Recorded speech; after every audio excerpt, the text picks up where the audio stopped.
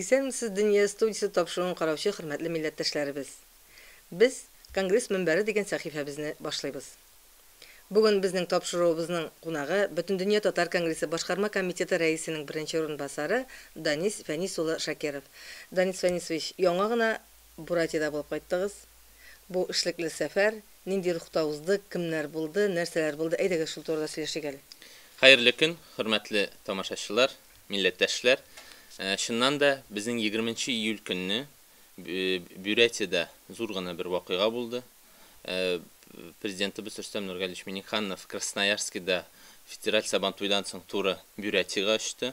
Барыбызга да мәгълүм булганча, безнең 13 елда инде Татарстан белән Буратия арасында килешү төзелгән иде. Шушы килешүнең эш тәртибе буенча шушы социаль, экономик буенча, аннан икътисади мөнәсәбәтләр, мәдәни һәм башка чаралар буенча килешүнең эш планы нигезендә алып барылачак эшләр турында тукталып китте.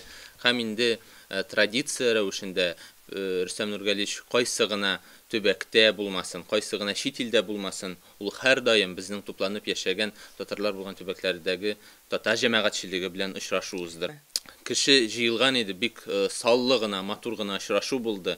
Әгәр дә без татар җәмәгатьчелеген алсак, 50ләп кешеләп безнең очрашу узды. 50 кешеләп белән безнең, димәк, бүгенге көндә Буратиядә 7000 татар яши, Улан-Удәнең Улан-Удәдә 3000 һәм инде күрше тирән якларда, авылларда.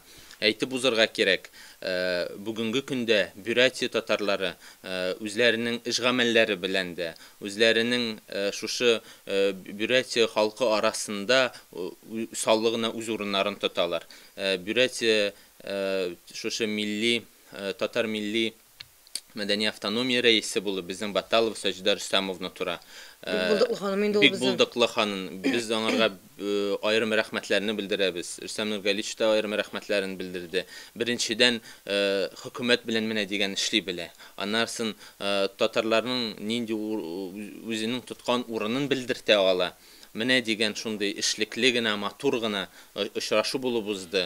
Очрашу вакытында актуаль мәсьәләләр күтәрелде. Менә әлбәттә инде Татарстан президенты белән очрашалар икән, татарларыбыз проблема күтәрәләр. Тегәй бер кирәк, бой бер кирәк. Менә монда нинди проблемалар күтәрелә? Әлбәттә, безнең татарлар белән очрашуда бер кашан да мондый буш сөйләп туру юк. Ниндидер бер эшлекле киңәшмә булып уза ул. Һәр вакытта да үзебезнең актуаль мәсьәләләрне күтәрәләр. Бүгенге көндә дә Буратия татарларыннан тәкъдимнәр булды. Ул да булса, анда тупланып яшәгән авыл бар, татарлар тупланып яшәгән авылы. Ул булса да Иска Нахуй дигән.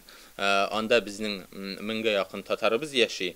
Һәм шушы авылда татар этномәдәни компонентлы мәктәпне булдыру мәсьәләсе сүз күтәрелде. Һәм шушы мәктәпнең тиешенчә дәрәҗәдә эшләү мәсьәләләре.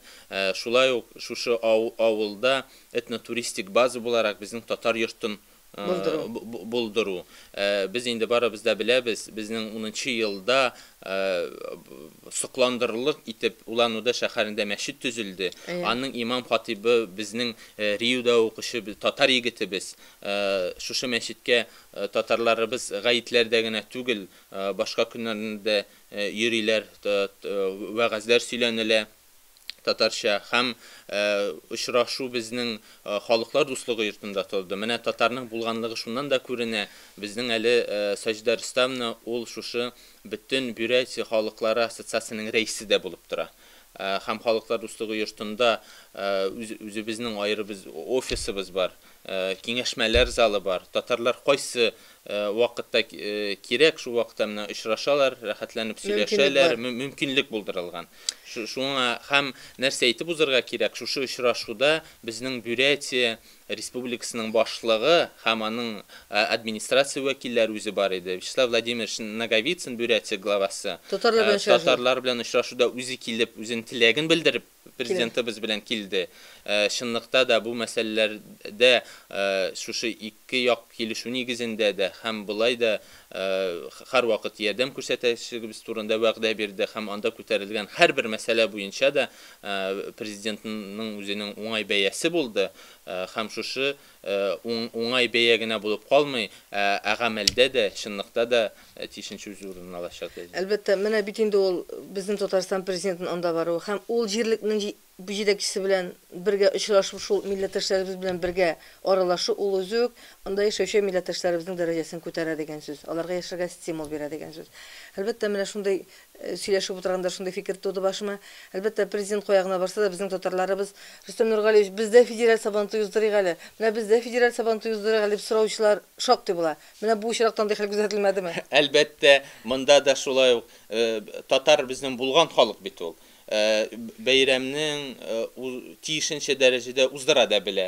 Шуңа күрә Бюрятия татарлары, әгәр дә сан ягыннан дисәк, без 7000 генә татар яши дип. Ләкин аның һәрберсе менә дигән эшчәнлек алып бара. Эшмәкәрен алыйкмы, рухи ягын карыйкмы, мәдәни өлкәсен карыйкмы. Шуңа күрә алар бик матур җирлек Байкал буенда федераль Сабантуй уздыру мөмкинчелеге булмас микән дип Рөстәм Нургалиевичка мөрәҗәгать иттеләр. Рөстәм Нургалиевич бу мәсьәлә буенча чынлыкта да уңай бәясен бирде. Әйдәгез әле менә елын вакытын карарбыз. Җирлек чынлыкта да матур.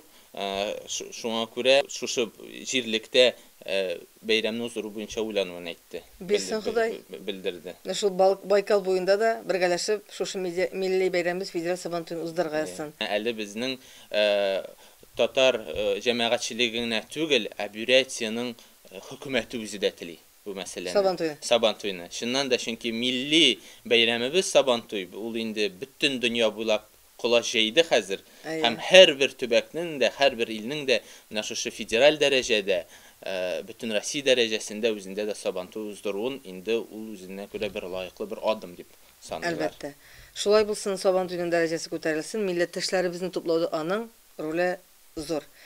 Бүген безнең Дөнья студиясында кунакта Конгресс мөнбәре сәхифәсендә Бөтен дөнья татар конгрессы башкарма комитеты рәисенең беренче урынбасары Данис Фәнис улы Шакиров булды. Әңгәмәгез өчен рәхмәт. Рәхмәт, Гүзәр.